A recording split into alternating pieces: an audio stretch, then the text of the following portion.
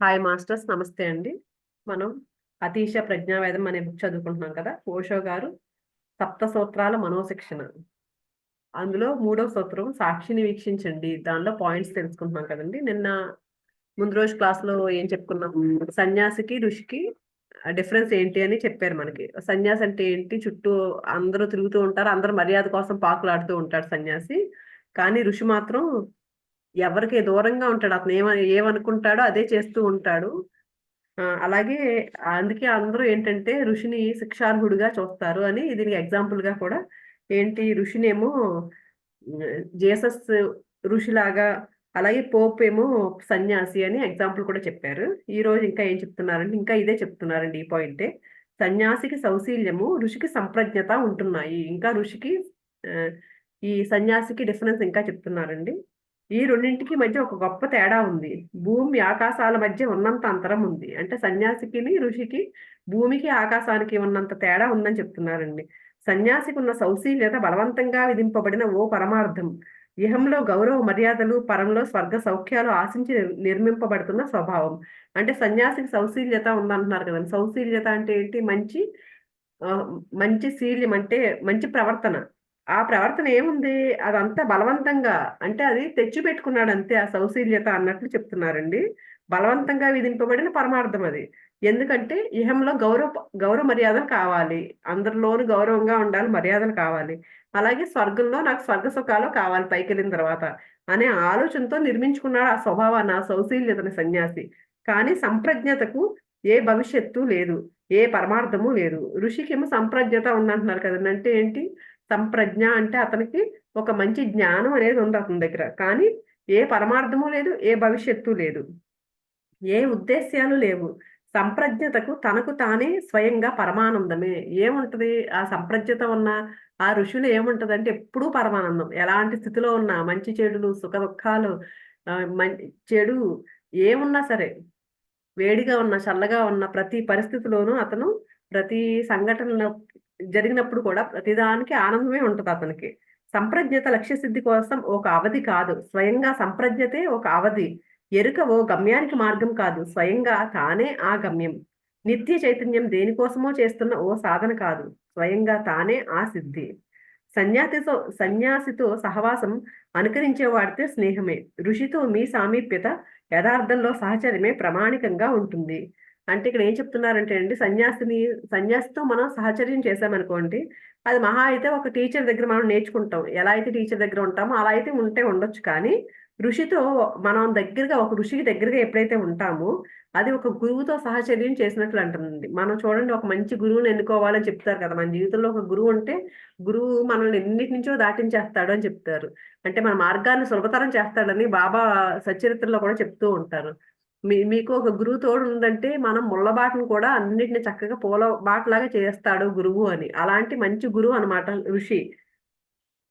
ఆ సహచర్యం అవుతుంది. ఇవే 2 రకాల సాక్షులు. అతీష బోధ ఇలా జరిగింది. సాక్షిద్వయ సూత్రాన్ని అవగతం చేసుకోండి. మొదటి దాన్ని విడిచిపెట్టి రెండవ దాన్ని స్వీకరించండి. మొదటిది ఏంటి? సన్యాసి. అలాంటి దాన్ని విడిచిపెట్టి రెండవ దాన్ని స్వీకరించమంటున్నారండి. అంటే ఋషిలాగా ఉండమని చెప్తున్నారు. ఈ సూత్రానికి మరో అర్థం కూడా ఉంది. ఆ అర్థం ముందుగా మనస్సులోని వస్తువులను గమనించమని. మొదటి అర్థానికన్నా గొప్పదైన అర్థం ఇది. మనోవస్తువులను వీక్షించండి. ఒక విధంగా ఈ సూత్రాన్నేమో ఒక విధంగా ఏం చెప్పారు? సన్యాసి, ఋషి అని చెప్పారు. రెండో రకంగా కూడా చూడొచ్చని చెప్తున్నారు. అదేంటంటే ఫస్టు మనసులోని వస్తువులను గమనించమని, మన మనసు ఎలా ఉంది, ఆలోచనలు గమనించమని చెప్తారు కదండీ! దీన్నే పతంజలి ధ్యానం, మెడిటేషన్ అని చెప్పారు. ధ్యానం అనే మాట నుంచి జీసస్ జెన్ అనే మాట, చాన్ అనే మాట కూడా వచ్చాయి. మనస్సులోని వస్తువులను, అందులో ఉన్న అన్నింటిని గమనించండి. మనం ధ్యానం చేసుకునేటప్పుడు చెప్తాం కదండీ! ఆలోచనలొస్తున్నాయా? ఒక సాక్షిలా గమనించండి అని చెప్తాం కదా!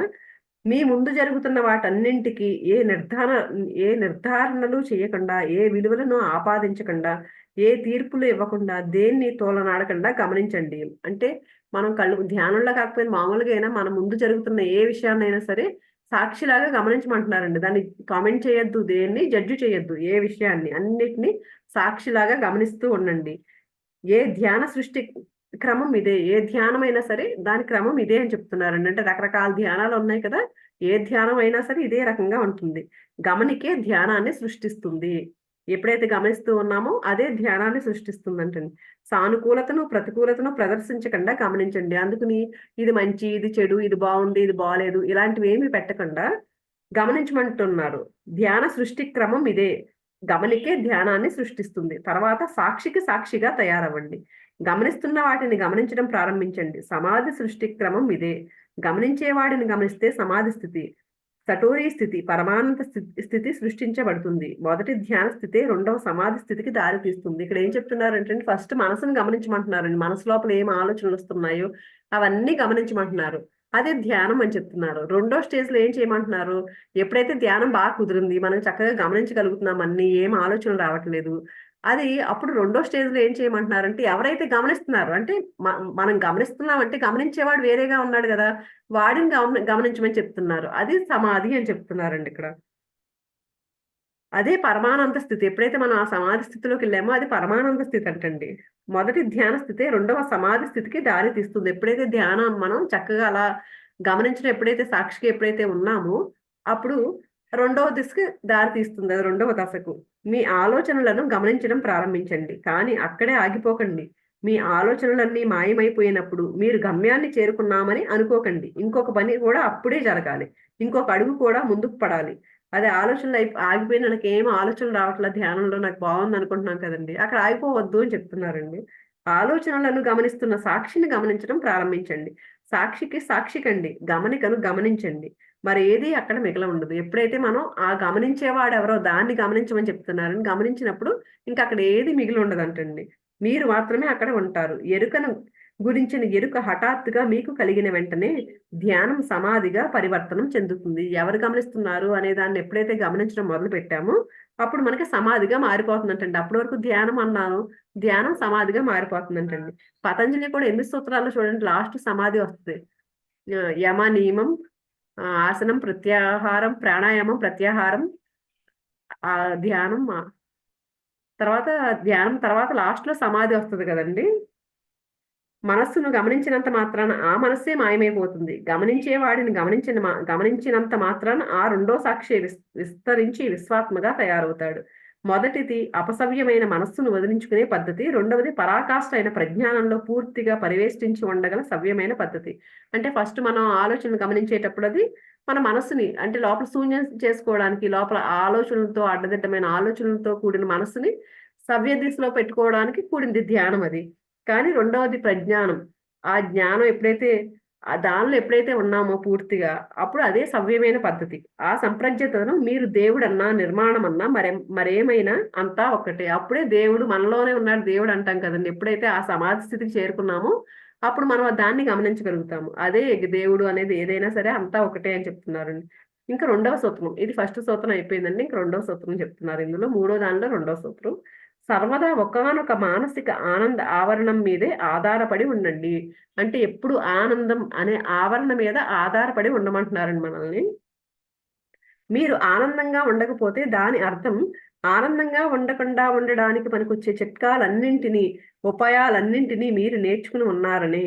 చూడండి ఎంత బాగా చెప్తున్నారు. అంటే మనం ఆనందంగా లేమనుకోండి, అప్పుడు ఏంటంట మనం ఆనందంగా ఉండకపోవడానికి ఎలా ఉండొచ్చో దానికి సంబంధించిన చిట్కాలన్నీ నేర్చుకుని ఉన్నామంట. అందుకే ఆనందంగా లేమంట మనం.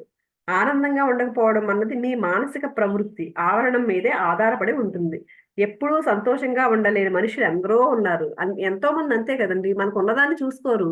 లేని దాని కోసం ఎంతసేపు ఆత్ర పడిపోతూ, ఆరాట పడిపోతూ, టెన్షన్‌లు పడిపోతూ ఉంటారు. దుఃఖంగా నాకు అది లేదు, ఎవరినో చూసి ఎవరితోనో పోల్చుకుంటూ ఇలాగే 80% అంతా ఇలాగే ఉన్నారు కదండీ. వాళ్ళ మనఃప్రవృత్తిలో ఏదో విపరీతం ఒకటి ఉండి అన్ని పరిస్థితుల్లోనూ దుఃఖపూరితంగానే తయారు చేస్తూ ఉంటుంది. గులాబీ పువ్వు ఎంత బావుందో అని మీరు అనగానే, అలాంటి వారు వెంటనే ఆ పువ్వు చుట్టూ ఉన్న ముళ్ళను లెక్కించడం ప్రారంభిస్తారు. దేనిలోనూ చూడలేరండి వాళ్ళు. ఎలా ఉంటారో గులాబీ పువ్వు భలే ఉంది కదా! గులాబీ అని చెప్పామనుకోండి, అబ్బా! దాని చుట్టూ ముళ్ళు చూడు, దాన్ని పట్టుకుంటే ఎంత గుచ్చుకుపోతూ ఉంటాయి గదా! గులాబీ అంటారు. అబ్బా! ఈ రోజు ఎంత బావుంది. ఈ నీరెండ ఎంత బావుంది అని మనం అన్నామనుకోండి, వెంటనే మీ మాటలు విని ఆశ్చర్యపడుతున్న వాళ్ళలాగా మొహం పెట్టుకుని, మీ వైపు అదోలా చూసి అయితే ఏంటంట 2 రాత్రుల మధ్య ఉండే పగలేగా, ప్రతి 2 రాత్రుల మధ్య ఒక పగలు ఉండే ఉంటుంది కదా! అందులో ఏం గొప్పుంది? అంతలా మురిసిపోయేందుకు ఏముంది అందులో అని అడుగుతారు. చూడండి నిజంగానే కదా! మనం ప్రకృతిని గమనిస్తూ ఉన్నామనుకోండి, ఆహా! ఎంత బావుందని చెప్పామనుకోండి, ఇలాగే అనేవాళ్ళు చాలా మంది ఉంటారు కదండీ! ఏముంది ప్రతిరోజు చూస్తున్నాం కదా! నీరెండు ఏముంది? ఓ ఆనందపడిపోతున్నావు దాన్ని చూసి అనేవాళ్ళు ఎక్కువ మంది ఉంటారు కదా! అలా అడుగుతారని చెప్తున్నారండి. ఈ విషయాన్ని సవ్యంగా ఆలోచించి గమనిస్తే ప్రతి రాత్రికి చెరో వైపు పగళ్ళే కనిపిస్తాయి. సరిగ్గా అలాంటప్పుడే ఓ ఆ గులాబీ పువ్వు అలాంటి చోట జన్మించడం ఓ ఆశ్చర్యాన్ని, ఆనందాన్ని కలిగిస్తుంది. అన్ని ముళ్ళ మధ్య అంత సున్నితమైన పువ్వు ఎలా ఏర్పడగలుగుతుంది అనిపిస్తుంది. నిజంగా ఎప్పుడైతే సరిగ్గా ఆలోచించినోళ్ళకి ఇలా అనిపిస్తది కదండీ! అబ్బా! ఈ పువ్వు నిజంగా ఇలా ఎలా వచ్చిందా ప్రకృతి? ఆహా! ప్రకృతి సృష్టి ఎంత అద్భుతం! ఇలా అనుకుంటాం కదండీ! మన మెడిటేటర్స్ అంతా సాధారణంగా ఇలాగే ఉంటారు. ప్రతి విషయంలోనూ ఇదే సంభవిస్తుంది. దీనికి అసలు కారణం మీ మనోదృక్పథపు ఆవరణే. అంటే మన ఆలోచన, మన మనసును బట్టి ఇలాంటి ఆలోచనలొస్తాయి. అయితే ఏంటి ఇదేంటి రోజు జరిగేదే కదా! అని ఒక రకంగా ఆలోచించొచ్చు. రెండో రకంగా ఏంటి ఆహా! ఎంత బావుంది ప్రకృతి సృష్టి ఎలా ఉంది అని అద్భుతంగా ఆలోచించే ఆలోచన ఉంటుంది. అదంతా మన మనసులో భావమే అదంతా. ఎంతోమంది తమ మనస్సులో సిలువను మోస్తూ ఉన్నారు. అందువల్లే సహజంగానే జీవితం అత్యంత భారంగానే వాళ్ళకి అనిపిస్తూ ఉంటుంది. కొంతమంది ఎప్పుడు భారంగా ఏదో పోగొట్టుకున్న వాళ్ళలాగే ఉంటారు కదండీ! అందుకే వాళ్ళకెలా ఉంటది లైఫ్ అంతా అమ్మా! బోరింగ్‌గా ఏంట్రా బాబు! ఏం లైఫ్ ఇది ఇలా అనిపిస్తూ ఉంటుంది. ఈడ్చుకుంటూ సాగే జీవనయానం వాళ్ళది. ఏ పరిస్థితి ఎదురైనా వెంటనే వాళ్ళు అపసవ్యంగా ఆలోచించే వైఖరితోనే దాన్ని గమనిస్తారు. ఎలాంటి పరిస్థితి ఉన్నా సరేనండి నెగెటివ్‌గానే ఆలోచిస్తారు వాళ్ళు. నెగెటివ్ కోణమే కనిపిస్తూ ఉంటుంది ఆళ్ళకి. ప్రతి విషయంలోనూ ఓ వైరుధ్యమే, ఓ తప్పే వాళ్ళకి కనిపిస్తూ ఉంటుంది. ఏ విషయాన్ని చూడండి ఎంత మంచి విషయమైనా సరే అందులో ఏదో లోపాలు వెతుకుతూ ఉంటారు కొంతమంది. గోరంత తప్పును కొండంతగా పెంచేసుకుంటూ చూస్తారు. ఏమైనా చిన్న తప్పు జరిగినా కూడా, అమ్మో! ఏదో జరిగిపోయిందిక్కడ అన్నట్లు చూస్తూ ఉంటారు. జీవితపు అవగాహనను విరుద్ధంగా పరిశీలించే ఈ స్వభావం రోగిష్టి స్వభావమే. ఇలా ప్రతి దానిలోను తప్పులు వెతికే వాళ్ళుంటారు, లోపాలు వెతికే వాళ్ళుంటారు గదండీ! ఆ స్వభావాన్ని రోగిష్టి స్వభావం అంటున్నారండి. రోగ లక్షణమే అది. కానీ వాళ్ళ ఆలోచన మాత్రం మనం ఏం చేయాలి? ప్రపంచ స్థితి ఇంతే అనే జాడ్యపు పద్ధతితోనే నిరంతరం సాగుతూ ఉంటుంది.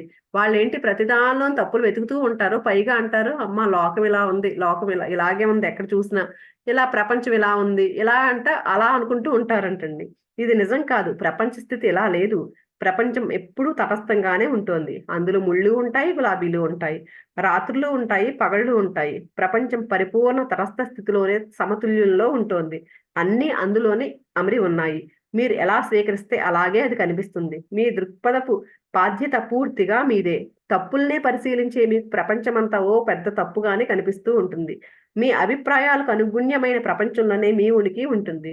అంటే ఈళ్ళు ప్రపంచమంతా ఇలాగే ఉందనుకుంటారు కదా! కానీ అది నిజం కాదు. అన్నీ ఉన్నాయి ఇందులో. మనం ఎలా చూస్తే అలా ఉంటది. ఒకటి చెప్తారు కదండీ! ఏంటంటే, ఒక గ్లాస్‌లో హాఫ్ వాటర్ ఉన్నాయంటే అందరికీ తెలిసిందే ఇది మనం ఎప్పుడు చెప్పుకునేదే. ఒక ఆశావాది ఎలా ఉంటాడు అంటే పాజిటివ్‌గా ఆలోచించేవాడు ఎలా ఉంటాడు? అమ్మ ఇంకా హాఫ్ గ్లాస్ వాటర్ ఉన్నాయి కదా! మనకు తాగడానికి. అంటే అక్కడ వాటర్ దొరకట్లేదని ఆ ప్లేస్‌లో ఉన్నామనుకోండి. సగం గ్లాస్‌లో నీళ్లున్నప్పుడు, ఇంకా సగం ఉన్నాయిగా తాగడానికి నీళ్లు అంటాడు. అదే నిరాశావాది ఎప్పుడు నెగెటివ్‌గా ఆలోచించే వ్యక్తి, లోపాలు వెతికే వ్యక్తి ఎలా ఉంటాడు? అమ్మో! సగం అయిపోయినియి అంటాడు. అలాగా అంతే సరిగ్గా ఇలాగే ప్రజలంతా నరకాన్ని, స్వర్గాన్ని కూడా భూమి మీదే సృష్టించుకుంటున్నారు. ఇంకా ఉందనుకునేవాడు ఎలా ఉంటది? ఇంకా ఇంకా సగం ఉన్నాయి కదా నీళ్లు అనుకునేవాడు ఎలా ఉంటాడు? ఆనందంగా ఉంటాడు. సరే ఇంకా ఉన్నాయి కదా నాకని. అలా కాకుండా సగం అయిపోయింది అని ఆలోచించేవాడు ఎలా ఉంటాడు? ఎప్పుడు దుఃఖంతో ఏడుస్తూ ఉన్నట్టుంటాడు. అందుకని స్వర్గాన్ని, నరకాన్ని కూడా మనమే సృష్టించుకుంటున్నాం.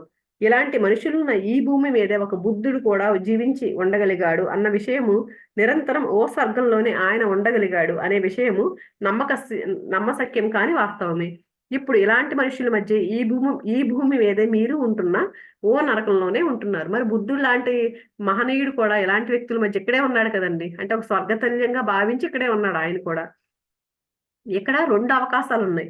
రాజకీయ వైఖరితో ఉన్న మనస్సు ప్రపంచాన్ని మార్చేయి అంటుంది. మతావలంబనను దాల్చిన మనస్సు నీ మనోవైఖరి ఆవరణాన్ని మార్చేసుకో అంటుంది. రాజకీయ పరంగా అంటే పాలిటిక్స్ అంటే ప్రతీది ప్రాపంచికంగా చూసేవాళ్ళు ఎలా ఉంటారండి? అంతా మార్చేయాలి అంటా ఉంటుంది.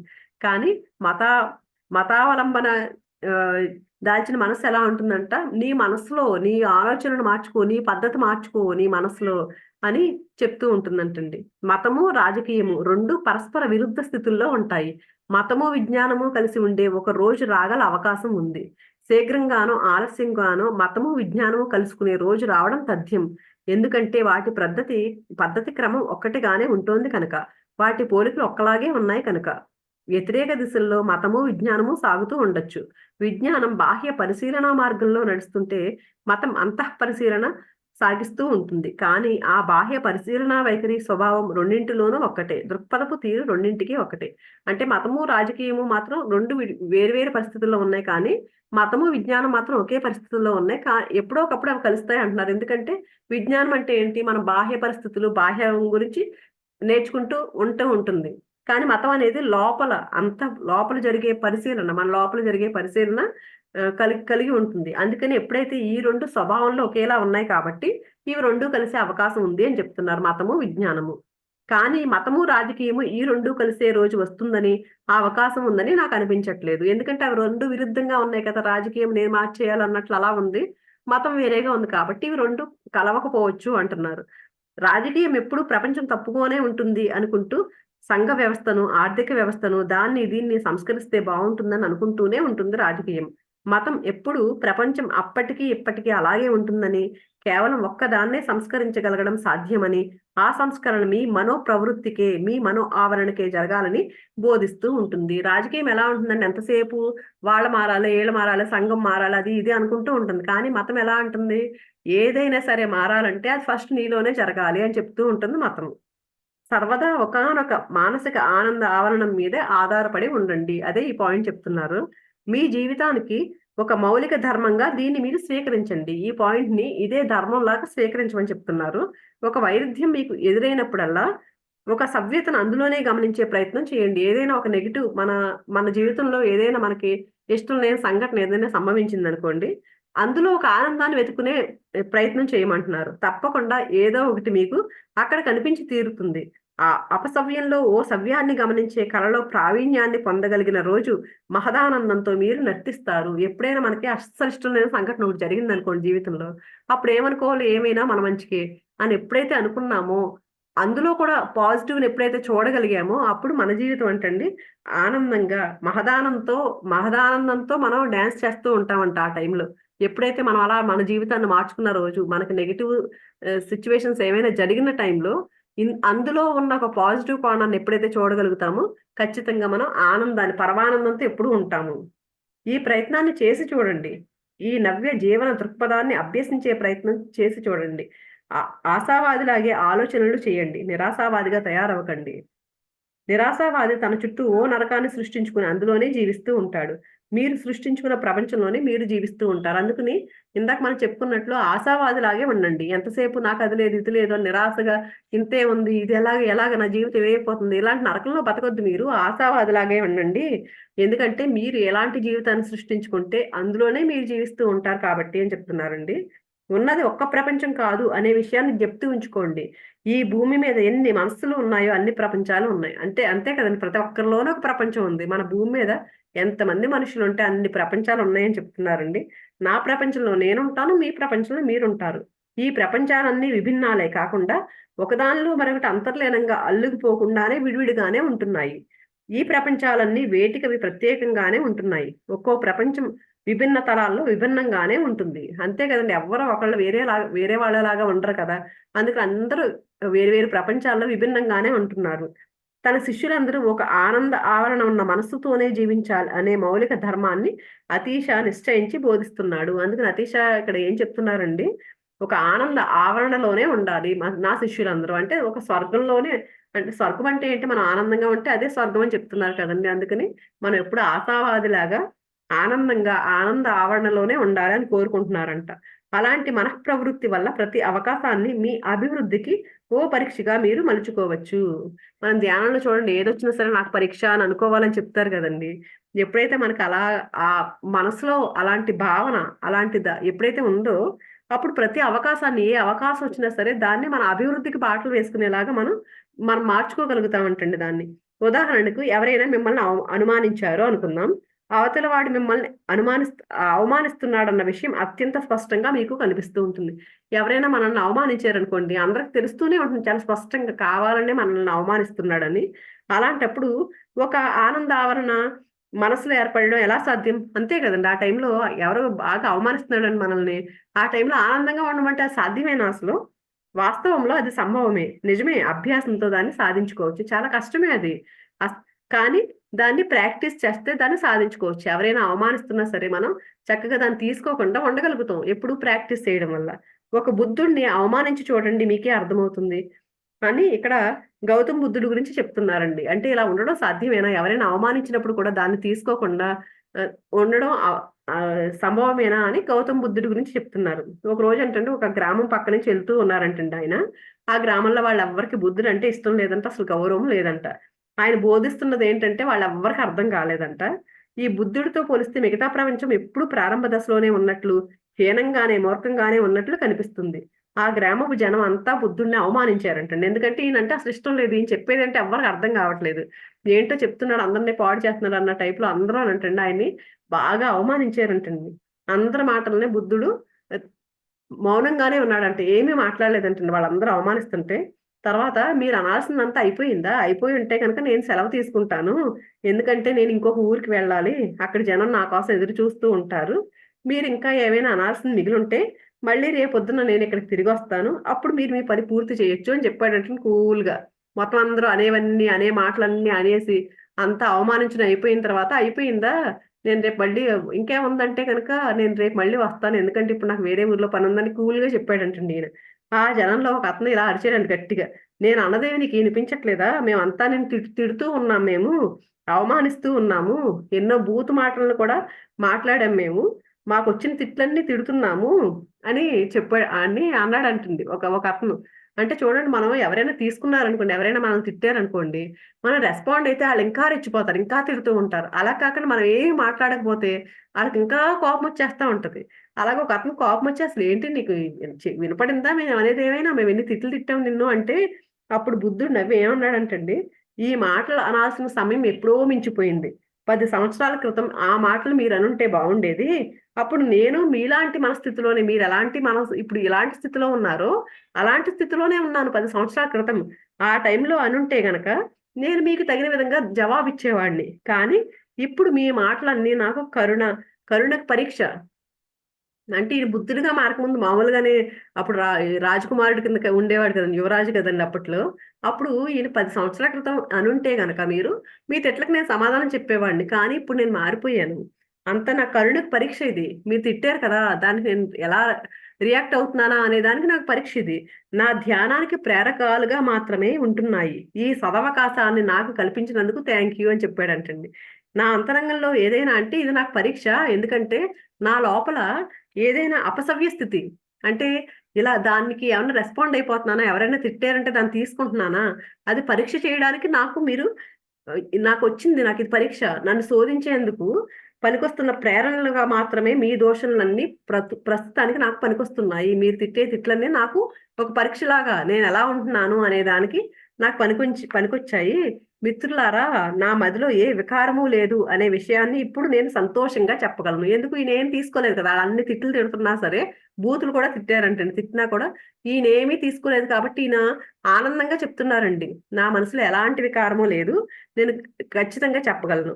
ఏ అపసవ్యపు ఆలోచన నాలో రేగలేదు. అంటే నెగెటివ్‌గా ఏంటి ఈళ్ళందరూ ఇలా ఉన్నారు అని చెప్పేసి వాళ్ళ మీద కోపం రాలేదు ఈయనకి. ఏమీ రాలేదు ఈయనకి. శాంతము నేను ఒక బ్రహ్మానందంలోనే ఉన్నాను. అలా తిట్టేటప్పుడు కూడా అంటండి ఈయన ఆనందంలోనే ఉన్నాడంటండి. మీ వల్ల ఏ విధంగానూ నాకు కష్టం వాటిల్లలేదు.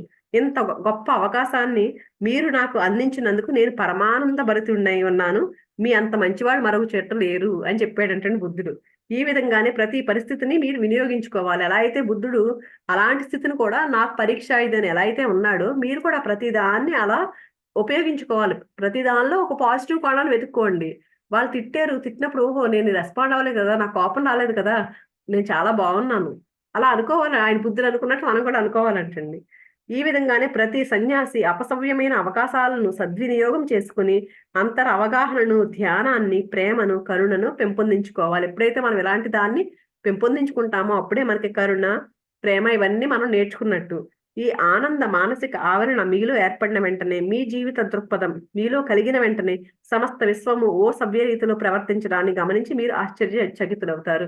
ఎప్పుడైతే మన లోపల ఇలాంటిది ఎప్పుడైతే తయారయిందో అప్పుడంటంటే సమస్త విశ్వము మనకు అనుకూలంగానే జరిగిపోతున్నట్లుగా మనకి గమనిస్తామంట. గమనించి చకితులవుతాం. అంటే ఎవరైనా తిట్టినా ఏమి పట్టించుకోనప్పుడు ఇంకెవరి మీద కోపం ఉంటదండి? ఎవరి మీద ద్వేషం ఉంటది? ఎప్పుడు ప్రేమ తప్ప, పరమానందం తప్ప వేరే స్థితి ఏమీ ఉండదు కదా! అందుకని దాన్ని చూసి మనం ఆశ్చర్యపోతామంటండి. ఎప్పుడైతే మనం అలా మారతామో అప్పుడు. ఆ విశ్వమాత మిమ్మల్ని లాలిస్తుంది. సర్వ రీతుల్లో సర్వ సహాయాలను, సర్వ సహకారాలను మీకు అందిస్తుంది.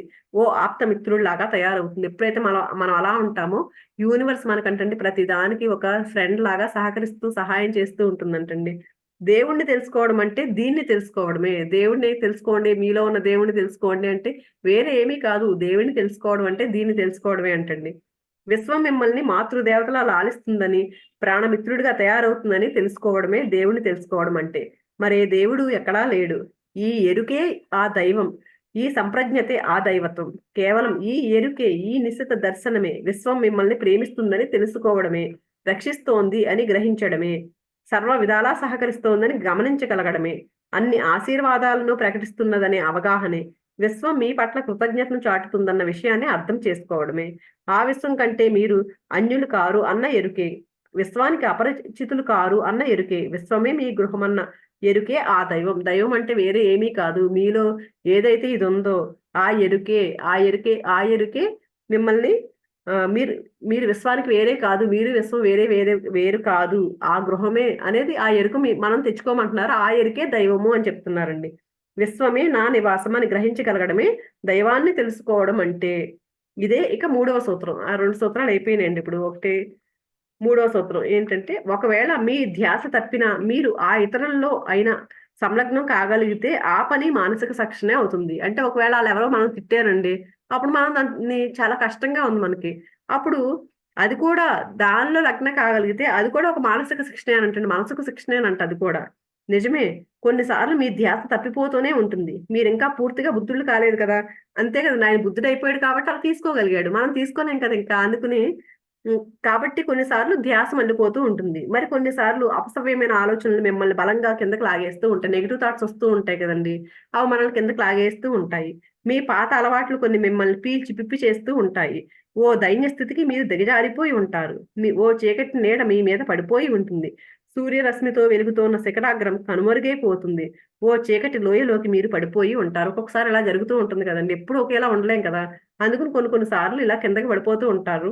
ఒకవేళ మీ ధ్యాస తప్పినా, మీరు ఆ ఇతరంలో అయినా సంలగ్నం కాగలిగితే ఆ పని మానసిక శిక్షణే అవుతుంది. ఇంకా ఈ పాయింట్ గురించి ఇంకేం చెప్తున్నారంటే, ఆ పని మీరు చేయగలిగితే అంటున్న అతీష మాటలకు అర్థం ఏంటి? అంటే ఇలా ఇలా జారిపోయినా సరే శిక్షనే అవుతుందని చెప్పారు కదా! అసలు ఆ మాటలకు అర్థం ఏంటంటే, ఈ మాటలకు ఎంతో ప్రాముఖ్యత ఉంది.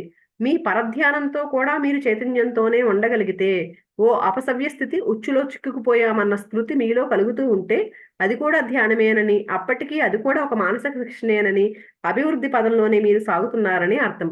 ఒక్కొక్కసారి అనిపించిందనుకోండి, ఇప్పుడు మనం ఎవరినైనా క్షమించలేకపోతున్నాం. మనల్ని అవమానించారు, వాళ్ళని క్షమించలేకపోతున్నాం అనుకోండి. అప్పుడు మనల్ని మనం గమనించుకుని, ఇదేంటి ఇలా ఎందుకు చేశాను నేను అని గమనించుకుంటున్నాం కదండీ మనం ఇప్పుడు. ఒక ఎరుకొచ్చింది మనకి. అలాంటప్పుడు అది కూడా ఒక మానసిక శిక్షణే అని చెప్తున్నారండి. నిజమే ఎన్నో సార్లు మీరు క్రింద పడిపోతూ ఉంటారు. అది సహజమే. మరెన్నో సార్లు మీరు మర్చిపోతూ ఉంటారు. అది సహజమే. కొన్నిసార్లు ఉచ్చులో చిక్కుపడిపోయిన విషయం ఎంతో ఆలస్యంగానే మీరు గ్రహించగలుగుతారు. కానీ ఆ క్షణంలో ఏ క్షణంలో ఆ ఎరుక కలుగుతుందో ఆ క్షణాన్నే దాన్ని సంపూర్ణంగా స్మరించండి. పూర్తిగా జాగృతిలోకొచ్చేసి నేను పడిపోయాను అని మీకు మీరే చెప్పుకోండి. ఒక్కొక్కసారి వెంటనే ఎరుకొస్తది.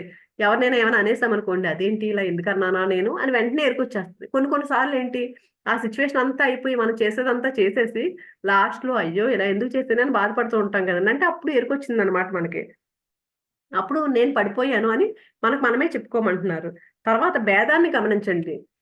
మామూలు మతవాదిని మీరు అడిగితే, అతడు తప్పు ఒప్పుకొని మిమ్మల్ని శిక్షించుకోండి అని చెప్తాడు. కానీ అతీష అవగాహనకు తగిన గమనిక మీలో కలిగిందంటే అదే చాలు అంటున్నాడు. మామూలు బయటోళ్ళు ఎలా చెప్తారు? తప్పు చేశావు కదా! శిక్షించుకో. నిన్ను నువ్వే శిక్షించుకో అని చెప్తారు. కానీ అతీష ఏం చెప్తున్నారంట? మీకు అవగాహన కలిగింది కదా! మీరు తప్పు చేశారని అవగాహన కలిగింది కదా! అది చాలు అని చెప్తారంట. మీ పరధ్యానాన్ని మీరు గమనించండి. మీ ధ్యాస తప్పిపోతుందన్న విషయాన్ని గమనించండి. అది చాలు. అంతే. దేనికి ప్రాయశ్చిత్త పడాల్సిన పని లేదు. ఏ తప్పు ఒప్పుకోనక్కర్లేదు. దోషినన్న భావన అక్కర్లేదు. అంటే మనం ఏదో తప్పు చేసాం నిజంగానే. దాన్ని ఒప్పుకోండి. ఒప్పుకున్నారు కదా! అంటే ఆ స్టేజొచ్చింది కదా! చాలు. అంతేగాని అయ్యో! నేను దోషిని అని దాన్ని కూడా ఫీల్ అవ్వద్దని చెప్తున్నాడండి. ఆ భావన వద్దని చెప్తున్నారు. తప్పు చేయడం మానవ సహజం. అనేక సార్లు పడిపోయినంత మాత్రాన ఏ దోషాన్ని ఆపాదించుకోక్కర్లేదు. తప్పులు చేయడము, దారి తప్పిపోవడము మానవత్వపు సహజ బలహీనత్వం. సహజ పరిదే. దేనికి ప్రాయశ్చిత్త పడాల్సిన అవసరం లేదు. అందుకని తప్పు చేయడం మానవ సహజంగా జరుగుతూ ఉంటుంది. కాబట్టి దేనికి అంత ఫీల్ అవ్వద్దు అని చెప్తున్నారండి. తప్పు ఒప్పుకోవడం చాలా అసహ్యకరమైనది. అది ఓ పుండుతో ఆడుకున్నట్లే. వేటి గోటితో ఓ పుండును కెలుకుతున్నట్లే. దాని అవసరమే లేదు. అది అనవసరమైంది మాత్రమే కాదు, హానికరం కూడా. గాయం కుళ్ళిపోయే స్థితి సంభవించవచ్చు. కెలకడం వల్ల ఏ వ్రణము మానిపోదు. ఆరోగ్యం చేకూరడానికి కెలకడం ఏ సహాయాన్ని చేయదు. అంటే ఏదో తప్పు చేశామండి. ఆ తప్పును మళ్ళీ మళ్ళీ దాన్ని మళ్ళీ దాని లోపలికి వెళ్ళొద్దని చెప్తున్నారు. అంటే ఇప్పుడు ఒక గాయం అయిందనుకోండి, ఒక పుండు పడిందనుకోండి, దాన్ని దేనిదో ఒక పుల్లతో ఏమన్నా ఇలా దాన్ని పట్టుకుని ఇలా అన్నాం అనుకోండి దాన్ని, అది ఇంకా ఎక్కువైపోతుంది కదా! అలా చేయొద్దు అని చెప్తున్నారండి. ఏమైనా దోషం చేసినప్పుడు. అధోగతి మీకు ప్రాప్తిస్తే మీరు కింద పడిపోతే కేవలం మీరు కింద పడిపోయారన్న విషయాన్ని గమనించండి చాలు. ఒకవేళ పడిపోయామనుకోండి, అయ్యో! నేను పడిపోయానే అని గమనించమంటున్నారు అంతే.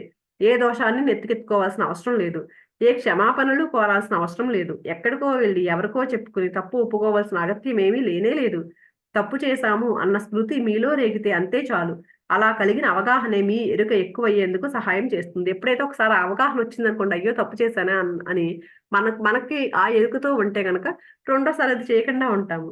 మీ సంప్రజ్ఞతా ప్రాప్తికి సోపానాలు వేస్తుంది. మరిన్ని సార్లు మీ పతనం జరగవచ్చు. కానీ క్రమేపీ అవి తగ్గిపోతూనే ఉంటాయి. మీ అవగాహన బలం నానాటికి పెరుగుతూ మీ పరిణతికి దోహదం చేస్తుంది. అంటే ఎప్పుడైతే మనం దాన్ని గమనించి, అయ్యో! తప్పు చేశానా అని ఎప్పుడైతే అవగాహన వచ్చిందో, నెమ్మదిగా అలాంటి తప్పులు చేయడం తక్కువైపోతూ ఉంటాయంటండి. అవగాహన పెరుగుతూ ఉంటుంది. పెరిగి మనం పరిణితి చెందడానికి ఆత్మపరంగా వీలవుతుందప్పుడు. ఇక 4వ సూత్రం. సర్వదా నియమత్రయాన్ని గమనించండి. ఇక్కడ 3 సూత్రాలు చెప్తున్నారండి. అవేంటంటే ఫస్ట్ సూత్రం. ఈ 3 నియమాలు ఏంటి? మొదటిది ధ్యాన ప్రవృత్తిలో సక్రమంగా కొనసాగడం. ధ్యాన స్థితిని సృష్టించడం బహు కష్టతరం అన్న విషయాన్ని ఎప్పుడూ గుర్తుంచుకోండి. అంటే మనం ధ్యానం అంత ఈజీగా ఏమి కుదిరిపోదు కదండీ! అందుకని ఆ ధ్యాన స్థితి రావడం చాలా కష్టం అని గుర్తుపెట్టుకోండి. కానీ నాశనం చేసుకోవడం చాలా ఈజీ. ఒక ఒక నెల రోజులు బాగా ధ్యానం చేశామండి. తర్వాత నెల రోజుల తర్వాత రెండో నెలలో ఒక మధ్యలో ఒక వారం రోజులు గ్యాప్ వచ్చిందనుకోండి. ఈ ధ్యానం మళ్ళీ తర్వాత మొదలుపెట్టిన తర్వాత కంటిన్యూ అవ్వదు కదా! మనకి. మళ్ళీ ఫస్ట్‌కొచ్చేస్తాం మనం. అదే చెప్తున్నారు. అందుకని ఏంటి ఏదైనా సరే మనం సృష్టించగలగడం చాలా కష్టం. కానీ నాశనం చేయడం చాలా ఈజీ. ఉత్తమ స్థితికి చేరుకోవడానికి ఎంతో శ్రమ తప్పదు. కానీ సాధించిందంతా క్షణంలో మాయమైపోవచ్చు. దారి తప్పిపోవడం ఎంతో సులభం. ఉత్తమ స్థితి లక్షణాల్లో ఇది ఒకటి. ఒక గులాబీని పెంచడం లాంటిది. గాలి గట్టిగా వీచినంత మాత్రాన గులాబీ రేకులు రాలిపోయి గులాబీ నాశనమైపోతుంది. ఓ జంతువు తోటలోకి ప్రవేశించి ఆ పువ్వుల్ని తినేయొచ్చు. గులాబీ నాశనమైపోవడం ఎంతో సులభంగానే జరిగిపోతుంది. కానీ దాని సృష్టి కార్యక్రమం మాత్రం చాలా సుదీర్ఘంగా ఉంటుంది. అంతే కదండీ! ఒక గులాబీ పువ్వు చేయాలంటే మనం ఆ మొక్క నాటాలి. నాటిన తర్వాత మొగ్గ రావాలి. ఆ మొగ్గ మళ్ళీ పువ్వుగా విచ్చుకునేందుకు ఎంత టైం పడుతుంది. కానీ అది నాశనం అయిపోవడానికి ఏమైనా తినేయొచ్చు దాన్ని. లేకపోతే బలంగా గాలొచ్చినప్పుడు ఆ గాలికి పోవచ్చు. అలా రకరకాలుగా ఈజీగా పోతుంది. కానీ దాని సృష్టి జరగడం చాలా కష్టం. అలాగే ఉత్తమ స్థితికి, హీన స్థితికి ఒక పోటీ ఎదురైతే సులభంగా ఏది విజయం సాధిస్తుంది అంటే హీన స్థితే విజయం సాధిస్తుంది. ఎప్పుడూ గుర్తుపెట్టుకోండి. ఒక రాయికి గులాబీకి యుద్ధం జరిగితే ఎప్పుడు ఏం తగ్గుతుందండి? ఖచ్చితంగా గులాబీ అంతరించిపోతుంది. ఓన్లీ రాయికి మాత్రం ఏ హాని జరగదు. తనకు గులాబీకి ఘర్షణ జరిగిందన్న విషయం కూడా ఆ రాయికి తెలీదు. మీ గతమంతా ఇలాంటి రాళ్లతోనే నిండిపోయి ఉంది.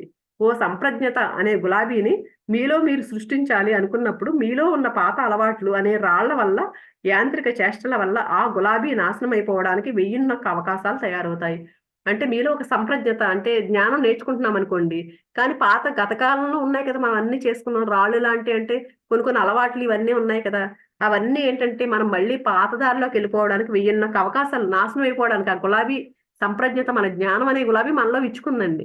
కానీ ఇలాంటి రాళ్ళేంటి పాత జ్ఞాపకాలు, పాత నమ్మకాలు, పాత ఆచారాలు ఇవన్నీ ఉంటాయి కదా! అవన్నీ దీన్ని నాశనం చేయడానికి రెడీగా ఉంటాయంటండి అవకాశాలు. వెయ్యిన్నొక్క అవకాశాలుంటాయి. కాబట్టి మనం ఎలా ఉండాలి? మీరెంతో గమనికతో, జాగృతితో ఉండాలి. నిండు గర్భిణీ స్త్రీలాగా నెమ్మదిగా మీ నడకను సాగించాలి. అందువల్లే ప్రాజ్ఞుడు ఎంతో జాగ్రత్తగా నడుస్తూ, ఎంతో జాగ్రత్తగా జీవిస్తూ ఉంటాడు.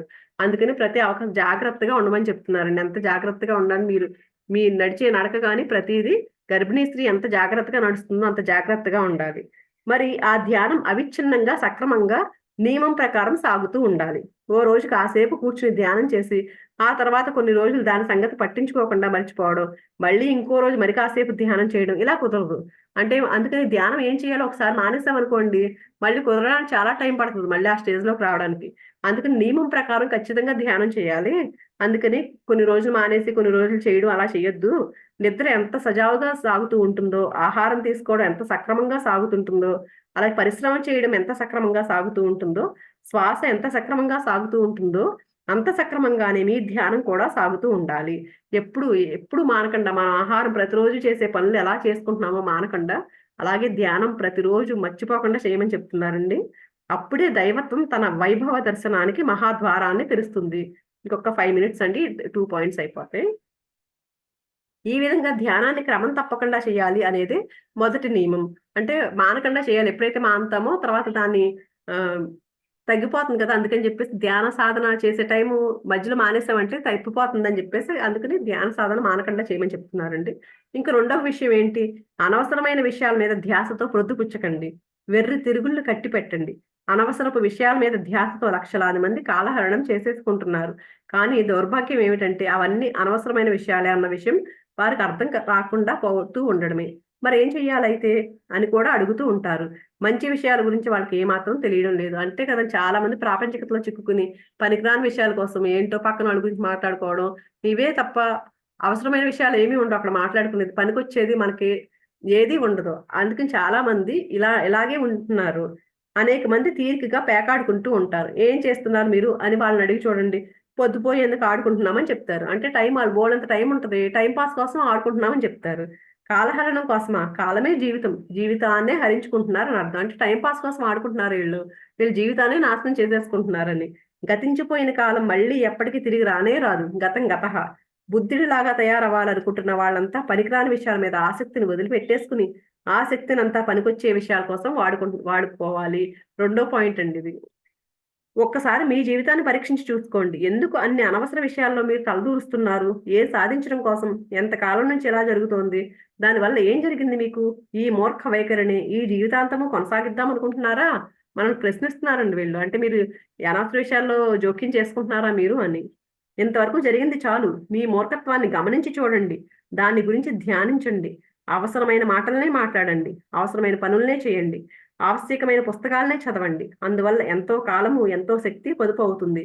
అలా సమీకరించుకున్న కాలాన్ని, శక్తిని సక్రమంగా పనికొంచే వాటి కోసం సద్వినియోగం చేసుకోండి. ఖచ్చితంగా మన టైంని జాగ్రత్తగా వాడుకోమంటున్నారండి. అయితే పుస్తకాలు చదవడమా, లేపోతే జ్ఞానం పెంచుకోవడానికి ఏం చేయగలమో దానికోసమే. ధ్యానం చేసుకోలేనంత దరిద్రుడిని ఇంతవరకు నేనెక్కడా చూడలేదు. కానీ మనుషులంతా మూర్ఖపు వ్యవహారాల మీదే తిరుగుతూ వెర్రి చేష్టలతోనే జీవితాలు వృధా చేసేసుకుంటున్నారు. మూర్ఖత్వంలోనే ఉన్నట్లు వాళ్ళకనిపించదు. ఎందుకంటే మిగతా అందరూ అదే విధంగా ఉంటున్నారు గనక. ఎక్కువ మంది అలాగే ఉంటున్నారు కదండీ! ధ్యానం అంటే తెలియని వాళ్ళు చాలా మందున్నారు. అందుకని వీళ్ళంతా ఏం చేస్తున్నారంటే మేము మూర్ఖత్వంలో ఉన్నామని తెలీదు వాళ్ళకి. ఎందుకంటే చాలా మంది అలాగే ఉన్నారు కాబట్టి.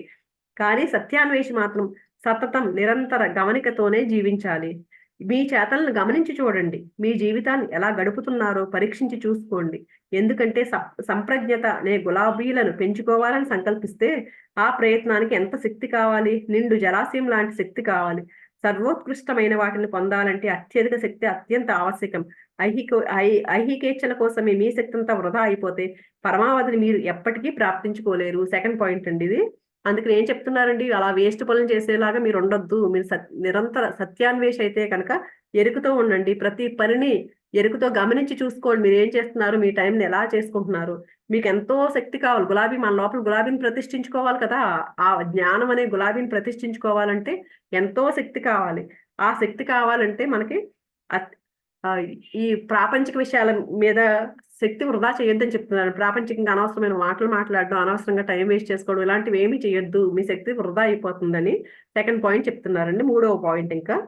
యుక్తితో మీ తప్పిదాలను, పొరపాట్లను సమర్థించుకోకండి. ఏమైనా తప్పు చేశామనుకోండి, ఇది కరెక్టే అని సమర్థించుకోవద్దని చెప్తున్నారు. మనసెప్పుడు మభ్యపెట్టే కారణాలను సృష్టిస్తూ తప్పిదాలను సమర్థించుకునే ప్రయత్నాన్నే చేస్తూ ఉంటుంది. మీరెప్పుడైనా పొరపాటు చేశారనుకోండి, వెంటనే మీ మనసు ఇది ఇలాగే జరగాలి మరి. ఇలా జరగడానికి ఎన్నో కారణాలున్నాయి. నాకే సంబంధమూ లేదు. ఏ బాధ్యత నాది కాదు, ఉన్న పరిస్థితి వల్లే ఇదంతా జరిగిందంతే అని కబుర్లు చెప్తుంది. అన్నింటినీ సమర్థించుకోవడంలో మనస్సు తెలివినంతా ఉపయోగించుకుంటుంది. ఏదో తప్పు చేసేసండి మనం ఏం చెప్తాం, ఎవరి మీదో కారణం పెట్టేస్తాం.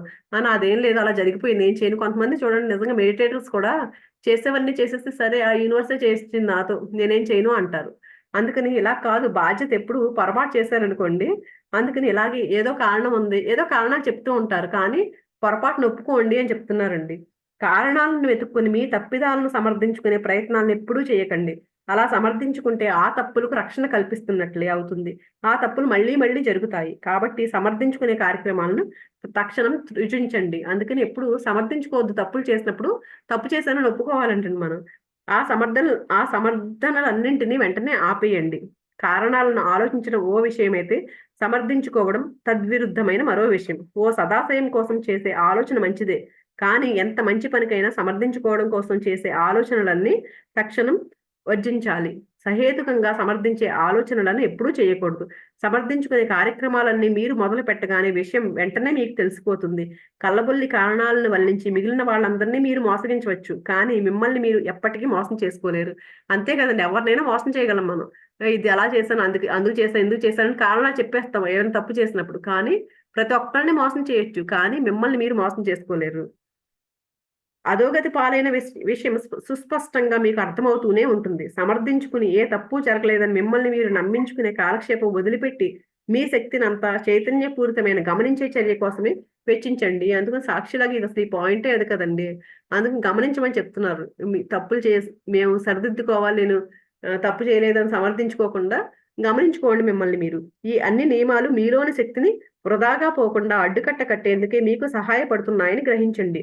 ఇది మీరు తెలుసుకోలేకపోతే దైవత్వం నిరంతరం మీ మీద కుమ్మరిస్తున్న దివ్యశక్తి అంతా మీలోని లోపాలు అనే తూముల గుండా వృధాగా జారిపోతూ, పరిపూర్ణత్వం మీకు ఏనాడు సిద్ధించదు. వస్తున్న శక్తి వచ్చినంత వేగంతోనే జారిపోతూ ఉంటుంది. అందుకని ఈ నియమాలు 3 నియమాలు చెప్పారు కదండి. ఒకటి ధ్యానం, ఏ రోజు మానకుండా ధ్యానం చేయమన్నారు. రెండోది అనవసర విషయాల జోలికి పోవద్దని చెప్పారు. మూడోది ఏం చెప్పారు? ఏదైనా తప్పొస్తే దాన్ని సమర్థించుకోకండి అని చెప్పారు. ఎప్పుడైతే ఇవన్నీ చేస్తూ ఉంటామో, మనలో ఏదైతే శక్తి తీసుకుంటామో మనం, దాన్ని వృధాగా ఎళ్ళిపోదు. లేకపోతే ఇలాంటి పనులు చేశామంటే అప్పుడేమవుతుంది, ఒక ఒక ట్యూబ్‌కి ఒక హోల్ పెట్టి నీళ్లు పెట్టామనుకోండి, హోల్‌లోంచి ఎళ్ళిపోతూ ఉంటాయి కదా! అలాగే మన శక్తి అంతా ఎలాంటి పనులు చేస్తే బయటికెళ్ళిపోతూ ఉంటుంది.